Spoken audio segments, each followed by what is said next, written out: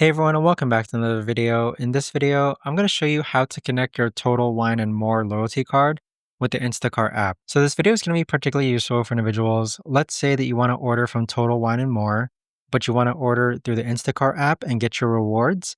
How do you actually go ahead about doing so? So first, click on your profile icon on the upper right hand corner. Next, go ahead and click on Add Loyalty Cards. Then from here, scroll down and then click on Total Wine and More and click on Add Card. So this is where you can enter your card number for Total Wine and More loyalty card and then click on Confirm. Additionally, if you start to shop with Total Wine and More, if we go to the back page, click on Total Wine and More, and then towards the top, you can click on Add Loyalty, and it's going to redirect you to the same page where you can enter your card number. But that right there, guys, is the best and easiest way that I know of to actually go ahead and connect your Total Wine and More loyalty card with the Instacart app. If you guys know of a better or easier way to actually do this, let me know in the comments down below.